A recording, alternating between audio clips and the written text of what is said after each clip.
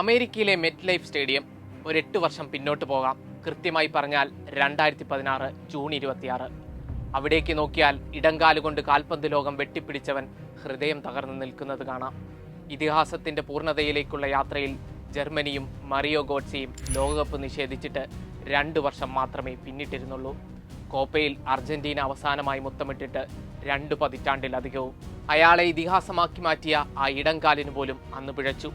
ഒരു കിരീടം അയാൾ അർഹിക്കുന്നില്ലേ എന്ന് വിമർശകർ പോലും ചോദിച്ച ദിനം. ഞങ്ങളുടെ മിശിഹയ്ക്ക് പൂർണ്ണതയിലെത്താൻ കിരീടം ആവശ്യമില്ല എന്ന് സ്വയം ആശ്വസിപ്പിക്കാൻ അർജന്റീന ആരാധകർ ശ്രമിച്ച ദിനം. ബൂട്ടഴിക്കാൻ അന്ന് അയാൾ തീരുമാനിച്ചിരുന്നു. ബ്യൂണസ് അയേഴ്സിലെ തെരുവുകൾക്ക് കിരീടം നഷ്ടമായതിനേക്കാൾ വേദന സമ്മാനിച്ചു ആ വാർത്ത. കളിയുടെ ഗതി മാറ്റാൻ കെൽപ്പുള്ള ഒരു സബ്സ്റ്റിറ്റ്യൂട്ടിനെ പോലെ അയാൾ മൈതാനത്തേക്ക് വീണ്ടും ഇറങ്ങി. കാരണം കാൽപന്തിന്റെ പൂർണ്ണതയിലെത്താൻ ആ ഇടംകാൽ ആവശ്യമായിരുന്നു. ആ വരവിൽ കിരീടങ്ങൾ അയാളിലേക്ക് എത്തുകയായിരുന്നു. മാറാക്കാനയിൽ അയാൾക്കായി മാലാഖ അവതരിച്ചു. അറേബ്യൻ മണ്ണിൽ മെസ്സി മായാജാലം. കളി ദൈവങ്ങളെ തിരുത്തി മാർട്ടീനസിന്റെ കൈകളും. കോപ്പയിലും വിശ്വകിരീടത്തിലും മെസ്സി മുത്തം.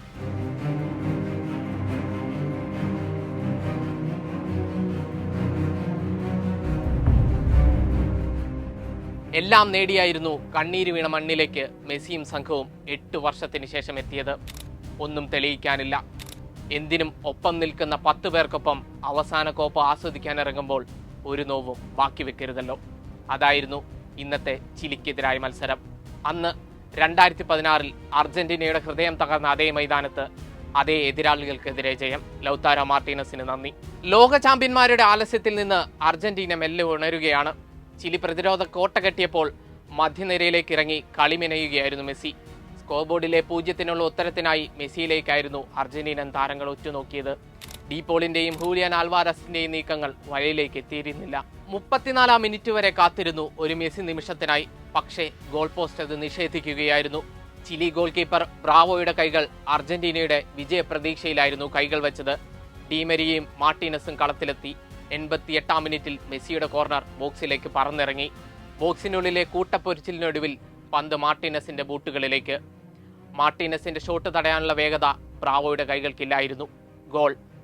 അർജന്റീനൻ താരങ്ങളുടെ ആഘോഷവും ആരാധകരുടെ ഇരമ്പവും 2016 ഓർമ്മകൾക്ക് മുകളിലായിരുന്നു. കരിയറിൽ അവശേഷിച്ച ഒരേ ഒരു നോവിനും പരിഹാരം. കിരീടനഷ്ടം, കണ്ണീര്, വിരമിക്കൽ.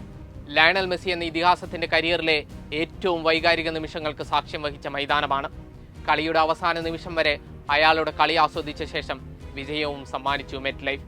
കണ്ണീര് തുടച്ചു കോപ്പ എടുത്തു മടങ്ങാനുള്ള യാത്രയിൽ ഇനി ക്വാർട്ടറിലേക്ക്.